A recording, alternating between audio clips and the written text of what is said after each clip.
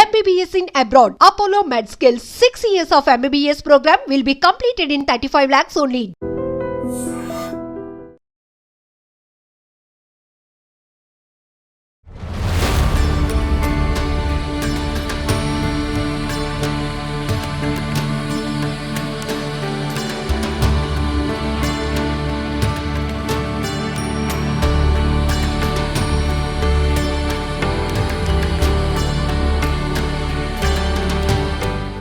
నమస్కారం, welcome to I dream. మన సంస్కృతి కార్యక్రమానికి స్వాగతం. నేను మీ విజిత.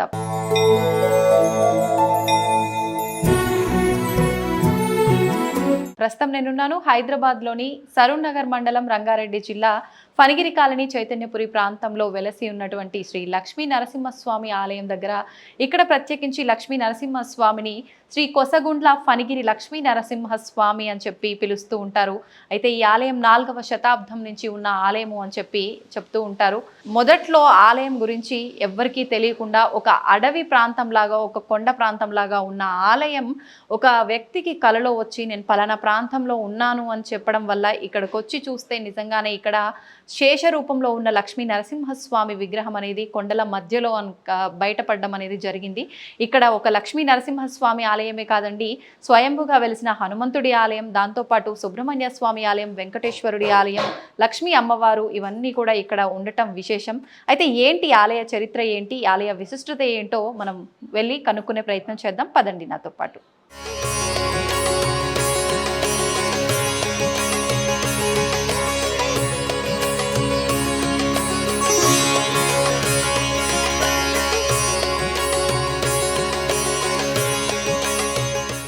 నమస్తే అండి. మామూలుగా అంటే సుబ్రహ్మణ్య స్వామిని ఎక్కువగా మనం జంట నాగుల రూపంలోనే చూస్తూ ఉంటాం అన్ని ఆలయాల్లో కూడా, కానీ ఇక్కడ విగ్రహ రూపంలో కూడా సుబ్రహ్మణ్య స్వామి జంట నాగులు ఉండడము ఎక్కడైనా కానీ ఏ దేవాలయంలో కానీ ఒకే నాగు ఉంటారు. ఒకే నాగున్న సుబ్రహ్మణ్య స్వామి కొలచకూడదు. జంట నాగులు ఉన్న సుబ్రహ్మణ్య స్వామి విశేషం. అవునా? ఎక్కడైతే ఏ దేవాలయం అయితే జంట నాగులు ఉంటారో ఆ జంట నాగులు ఉన్న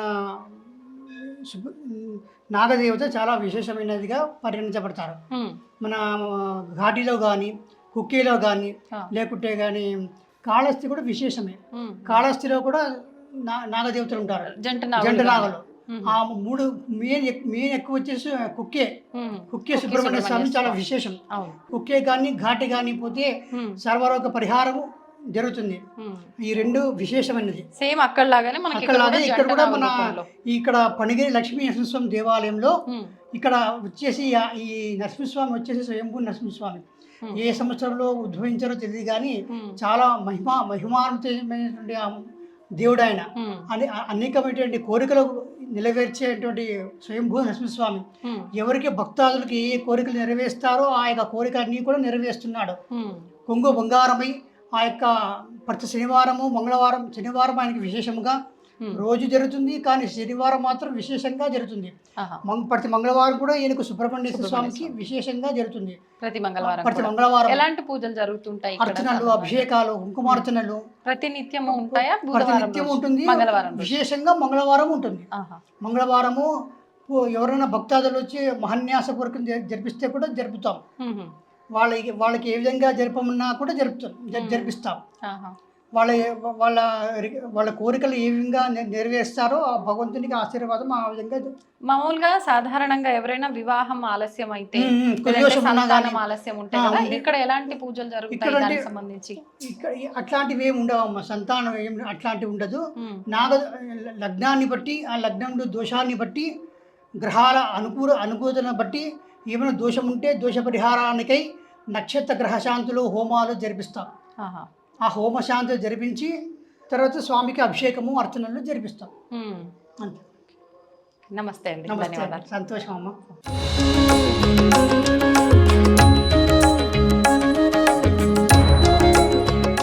ఇక్కడ ప్రత్యేకించి సుబ్రహ్మణ్య స్వామి దగ్గర విశేషంగా మనం ఏదైనా మొక్కుకున్నా ఏదైనా కోరికతో గనక మనం ఉండి అక్కడ ఒక మొక్కుకొని చాలా మంది అంటూ ఉంటారు విగ్రహ ప్రతిష్ఠ నాగ ప్రతిష్ఠ చేయిస్తూ ఉంటారు వాళ్ళ కోరిక నెరవేరుతాయి అని చెప్పి. ఇక్కడ అలాంటి అవకాశం కూడా ఉందండి. మనం ఏదైనా మనసులో కోరిక తలుచుకొని ఆ కోరిక నెరవేరిన అనంతరం ఇక్కడ నాగ ప్రతిష్ఠ కూడా చేయించుకునే అవకాశం కూడా ఉంది. ఇప్పుడు సుబ్రహ్మణ్య స్వామి ఆలయంలోంచి మనం బయటికి రాగానే కిందికి వెళ్తున్న మార్గంలోని ప్రసన్నాంజనేయ స్వామి ఆలయం కూడా ఉంది. ఇప్పుడు స్వామివారిని కూడా దర్శించుకుందాం రండి.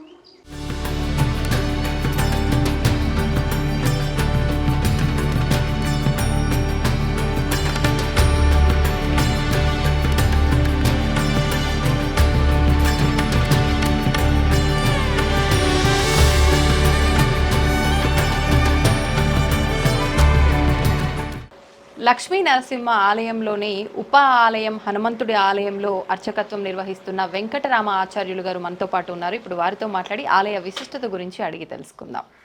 నమస్కారం అండి.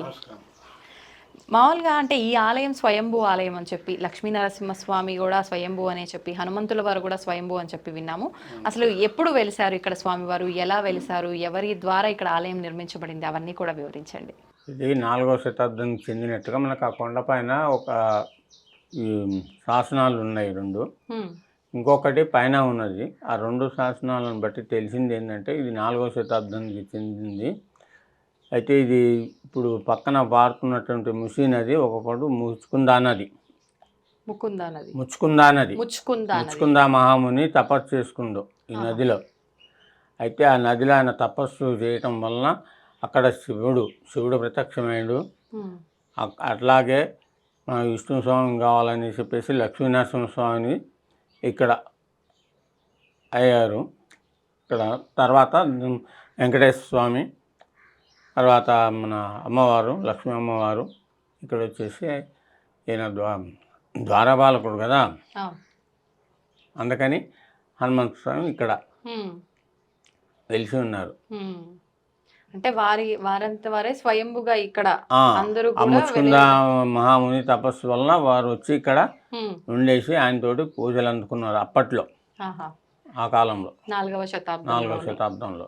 అప్పటి నుంచి ఇంకా తరతరాలుగా అదిగా రాజుల కాలం నుంచి వస్తూనే ఉంది.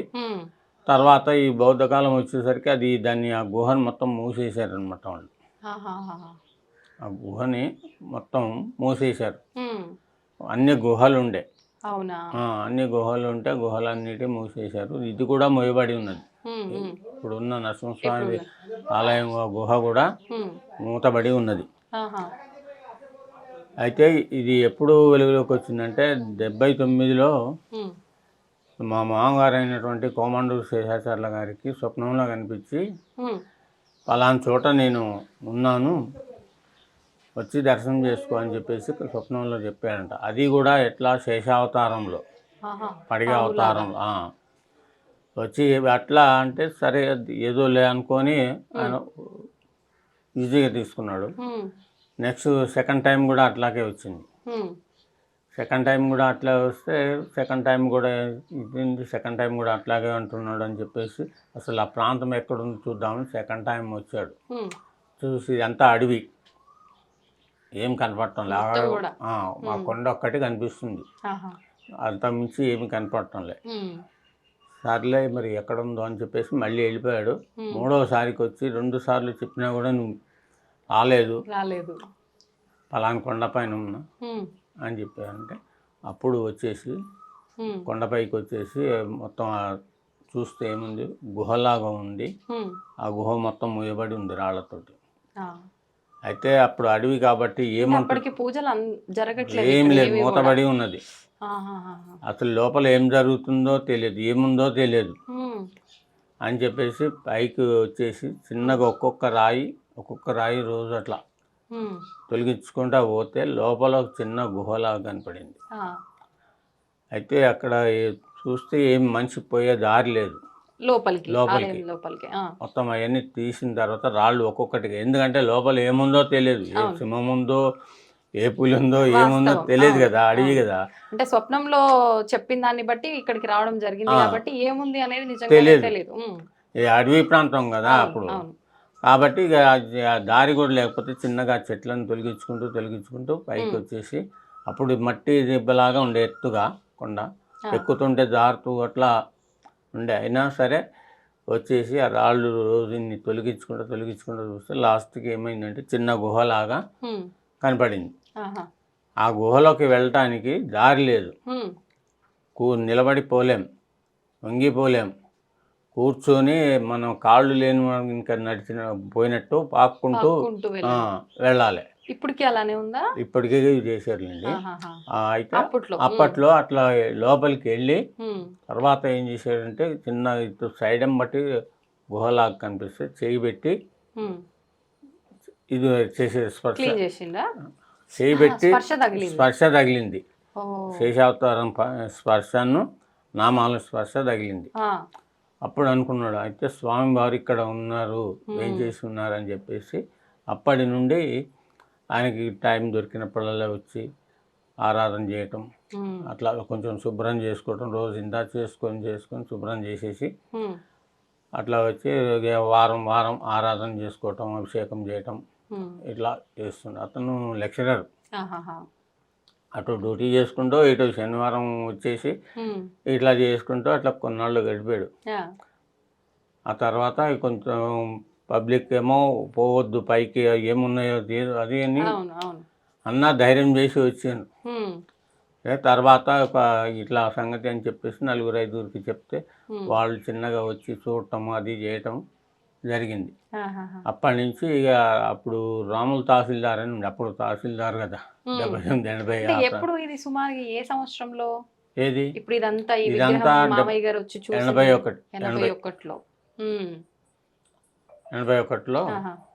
అప్పుడు తహసీల్దార్ ఉండే, రాములు తహసీల్దార్ అని. వాళ్ళు అప్పుడప్పుడే కొత్తగా కాలనీ అవుతుంది, అక్కడ ఒక ఇల్లు అట్లా వాళ్ళ రాములు తహసీల్దార్ అని ఉంటే అట్లా కొంతమందిని ఫ్రెండ్స్ తయారు చేసి వాళ్ళ ద్వారా కొంత డెవలప్ చేసుకుంటా ఆ తర్వాత చిన్నగా స్వామివారి అనుగ్రహం తీసుకొని ఆజ్ఞ తీసుకొని కొండని కొద్దిగా మనకు కూర్చునే వెసులుబాటు చేసుకుంటట్టు ఆయన ఆజ్ఞ తీసుకొని అప్పుడు అంతవరకు తొలగించడం జరిగింది ఆ కొండని.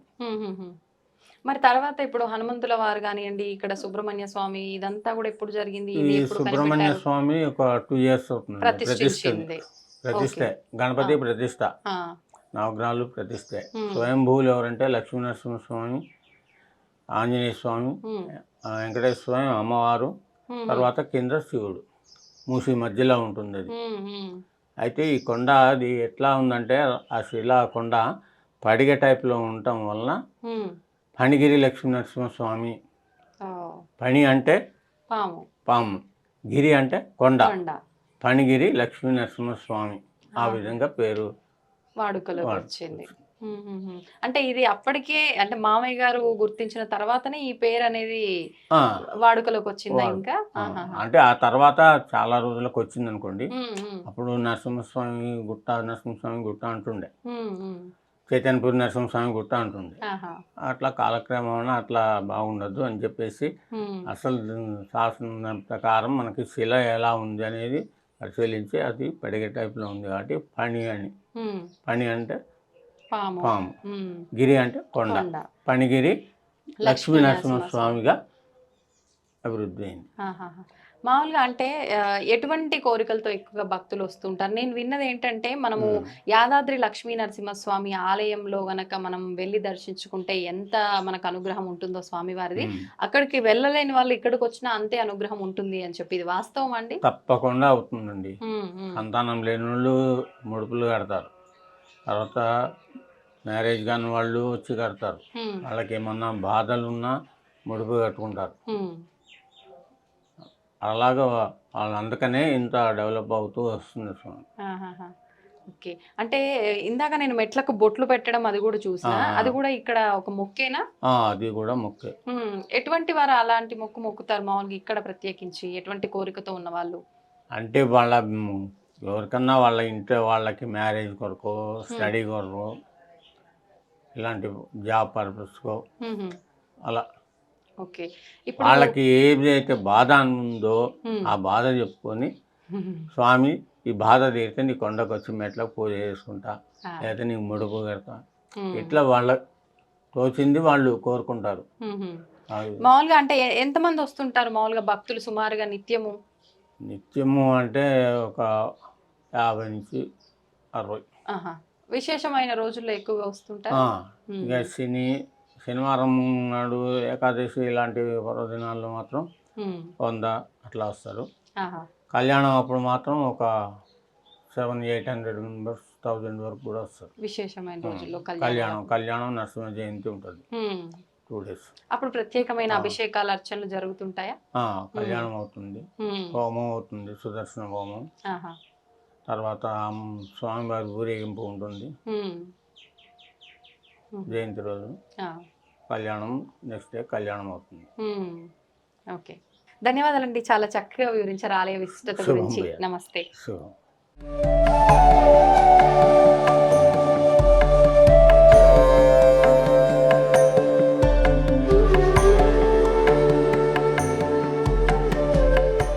श्रेयरक्ष्मीस्मृत्यत्वं श्रेयरक्ष्मीस्मिन् पूजां करिष्येम्।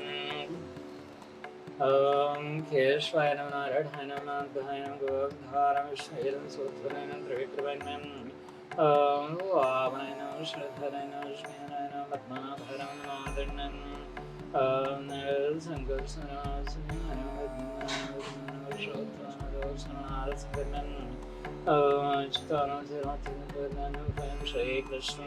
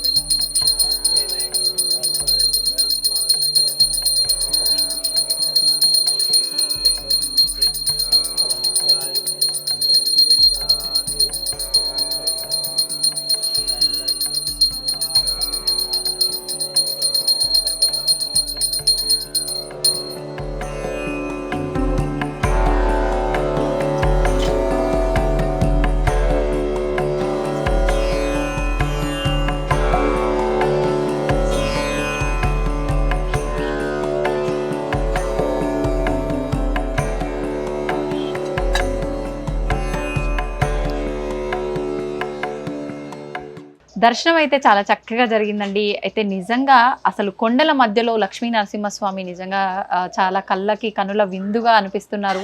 మామూలుగా మనం యాదాద్రి లక్ష్మీ నరసింహస్వామి క్షేత్రానికి వెళ్ళి దర్శించుకుంటూ ఉంటాము. అయితే అక్కడ అంత దూరం వెళ్ళలేని వాళ్ళు, ఎప్పుడంటే అప్పుడు వెళ్ళాలనుకున్న వాళ్ళు ఇక్కడ ఈ లక్ష్మీ నరసింహస్వామి ఆలయం మనకు అందుబాటులో ఉంది కాబట్టి ఇక్కడ దర్శించుకున్నా కూడా అక్కడ వెళ్ళి స్వామివారిని దర్శించుకున్నంత పుణ్యం అనేది వస్తుంది అని చెప్పి ఇక్కడ భక్తులు నమ్ముతున్నారు. మనకు ఇక్కడ ఒక లక్ష్మీ నరసింహస్వామి ఆలయమే కాదండి, ఉప ఆలయాలు కూడా ఉన్నాయి. ఆల్రెడీ మీరంతా వీడియోలో చూసే ఉంటారు. మీరందరూ కూడా దగ్గర ప్రాంతాల్లో ఉన్న వాళ్ళైతే కనుక ఖచ్చితంగా వచ్చి స్వామివారి దర్శనం చేసుకోండి, స్వామివారి కృపకు పాత్రులవ్వండి. నమస్తే.